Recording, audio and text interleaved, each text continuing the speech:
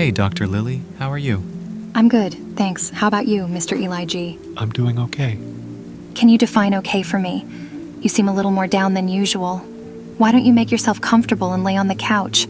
Are you sleeping well at all? Not as much as I would like to. Sometimes, I feel empty and emotionally drained. When I was young, I wondered why older people were miserable.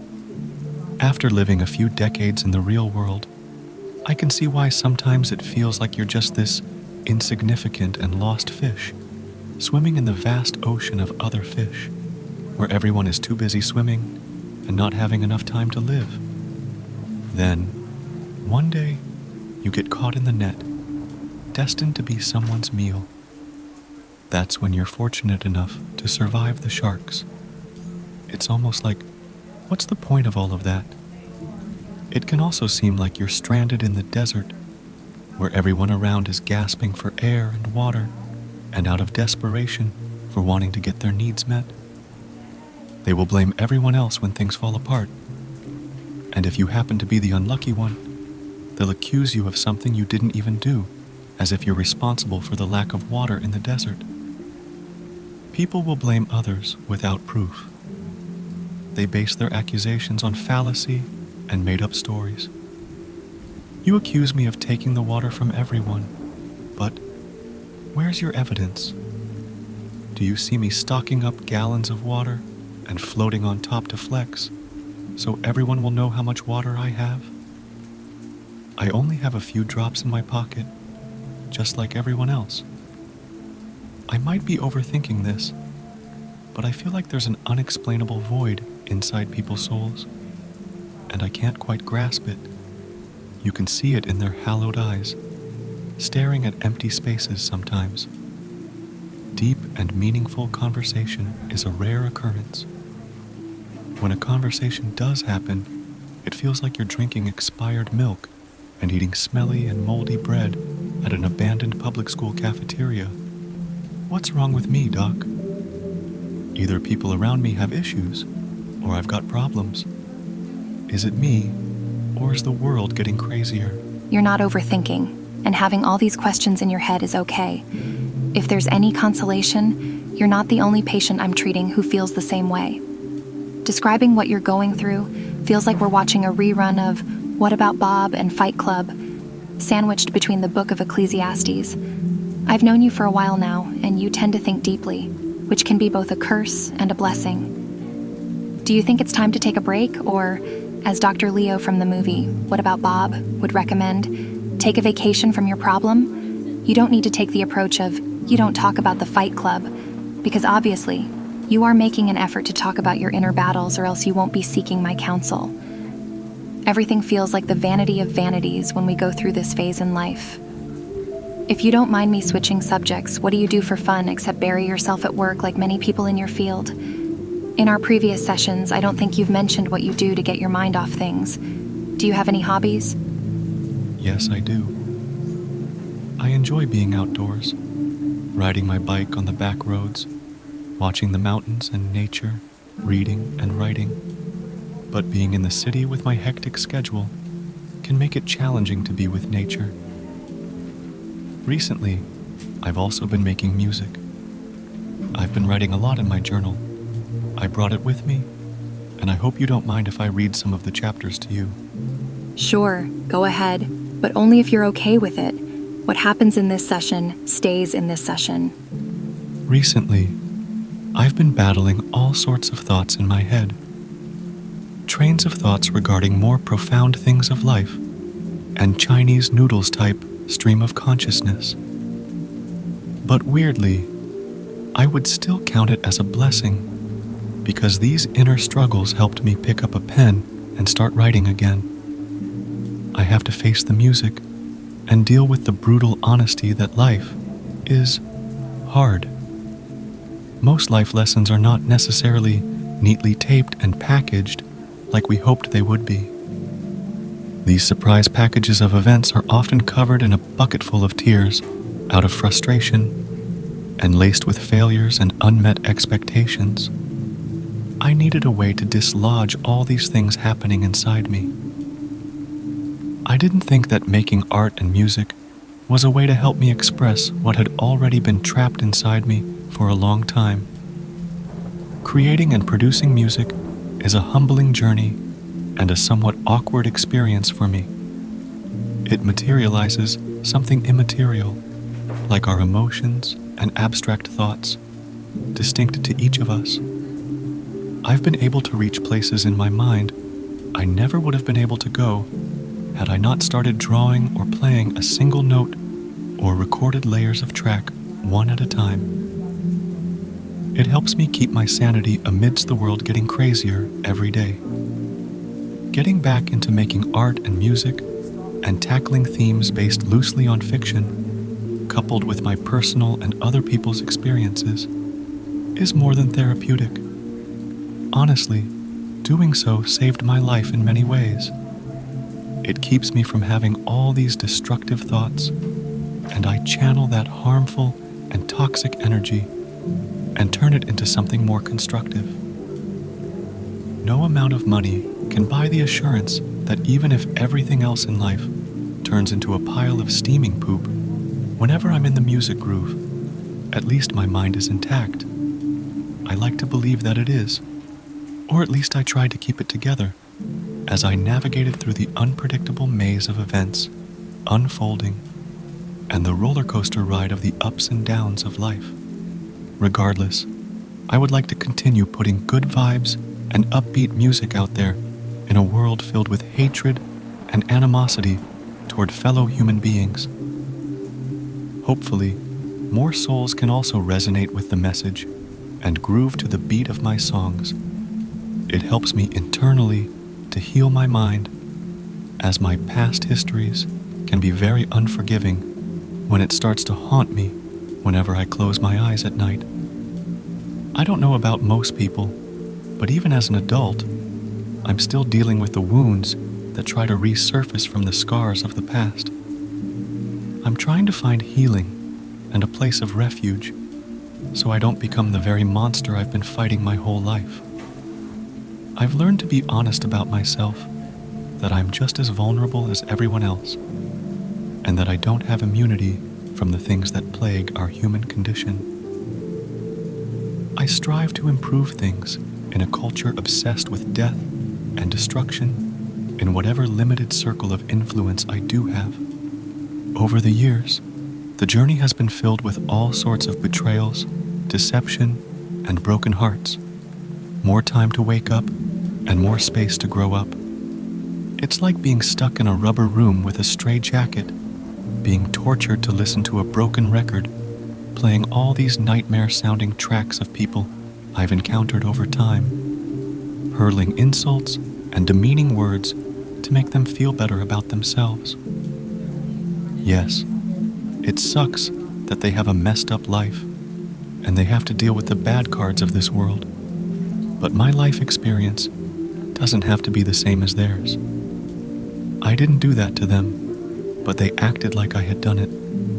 Their misery doesn't have to be my misery. No one has any dibs over my life.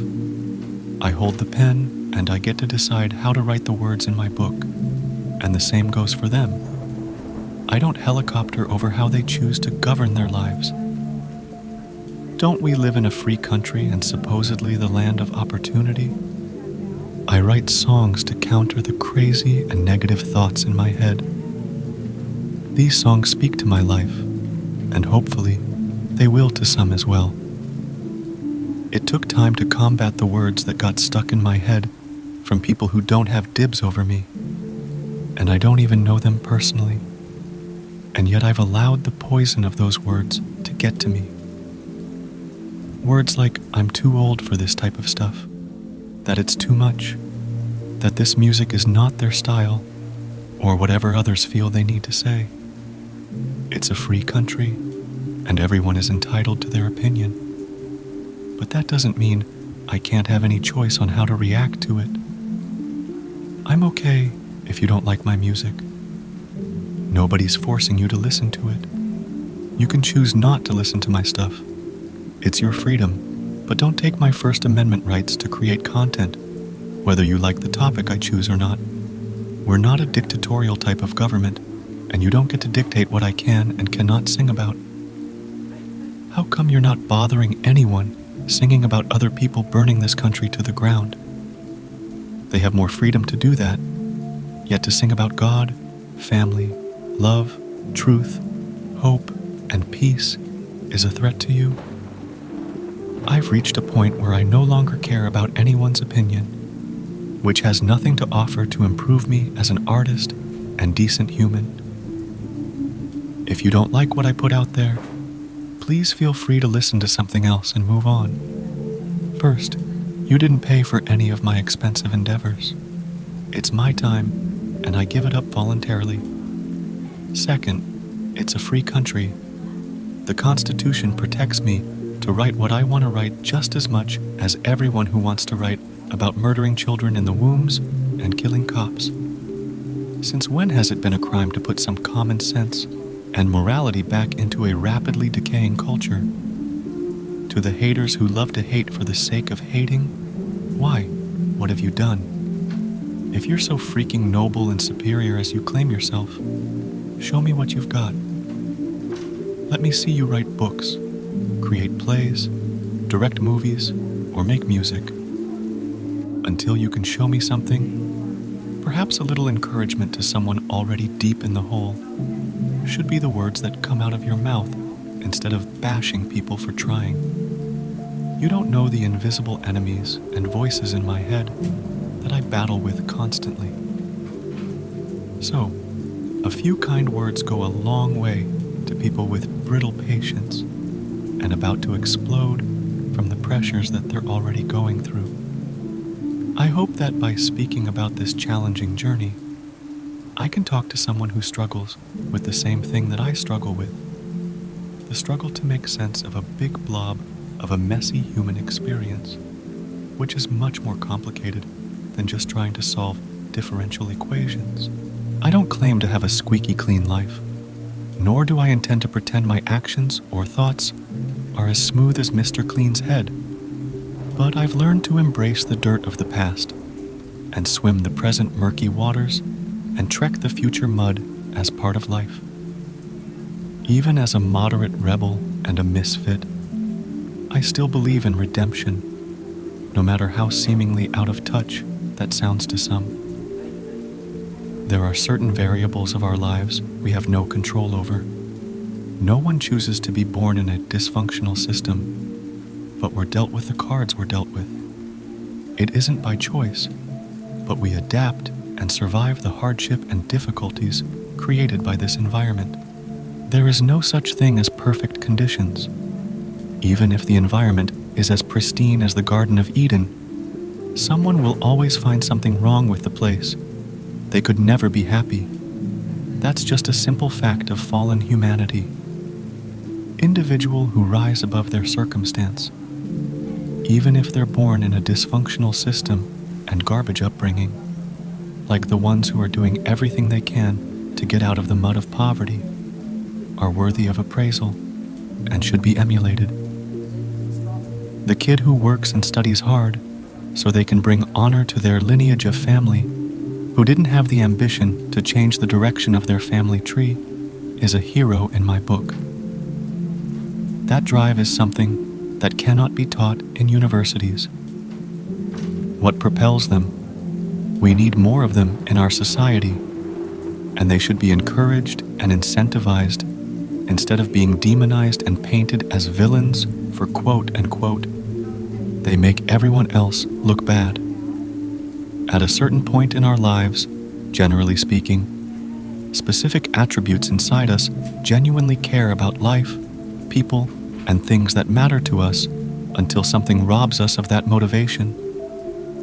I still care, but I do it with more caution this time. I'm still learning, and the quality of my decisions is not always guaranteed to work. Some do, and some don't. I'm learning from poor choices I thought were great when I made them, and studying why certain decisions worked when I felt they shouldn't. Is anyone among us immune to worries?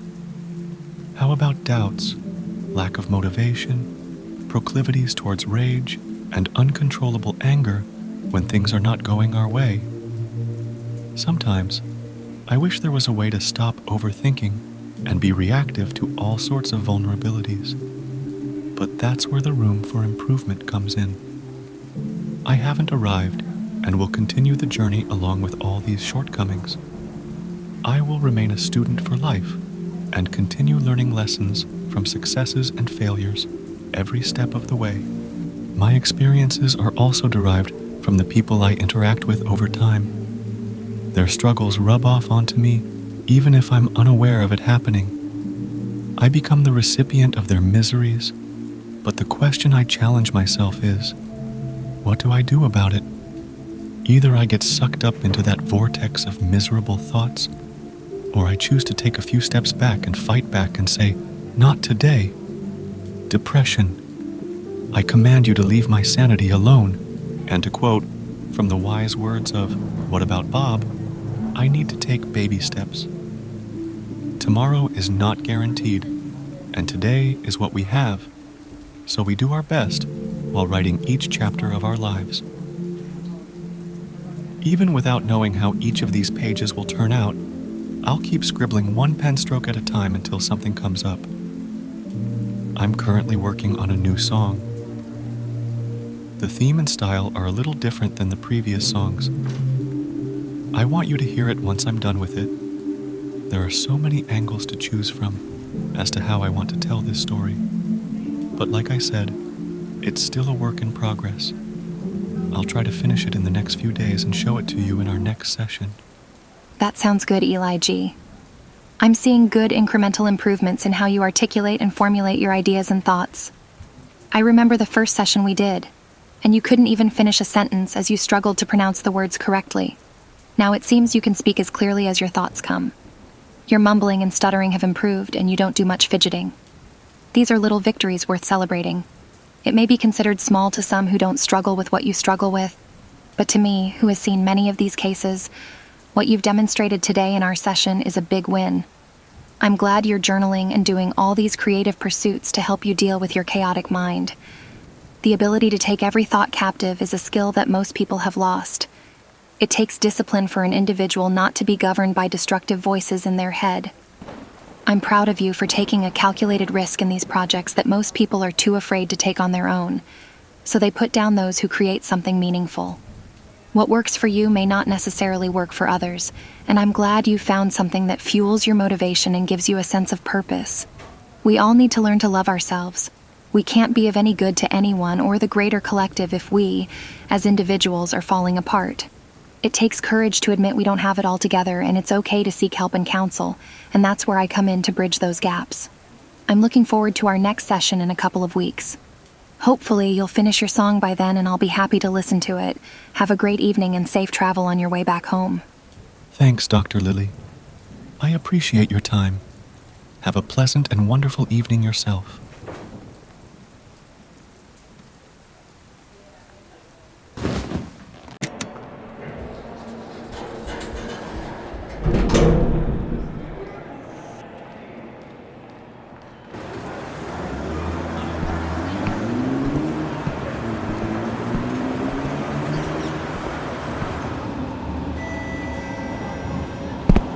Attention please. Please give way to alighting passengers.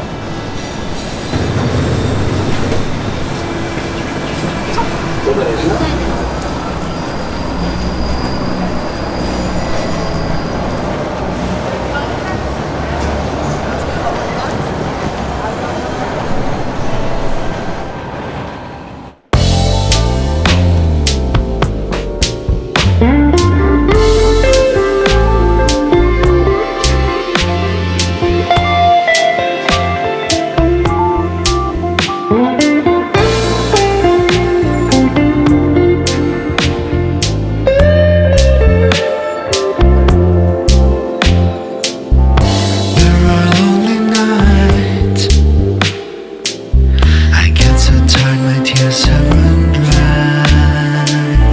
Am I alone and searching for someone to say it'll be alright? No matter how I try to ignore, I've seen this before, so all night. Help me to silence my mind. Would you let me stay here a night? Or did you bring the cure for a lonely heart? 'Cause I could really use some to calm my restless mind. Even though I've tried to find my lost heart, in you my love will be found.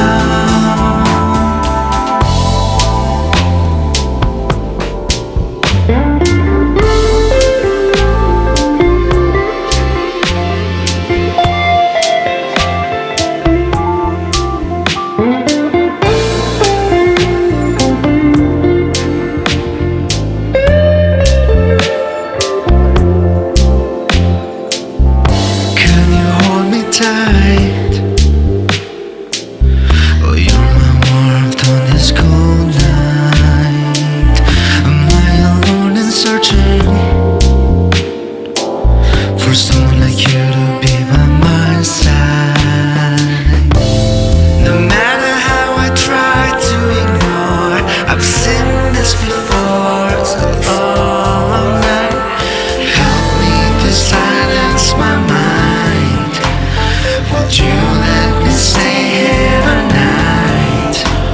Or did you bring the cure for a lonely heart? 'Cause I could really use some to calm my restless mind. Even though I've tried to find my lost heart, in you my love will be found.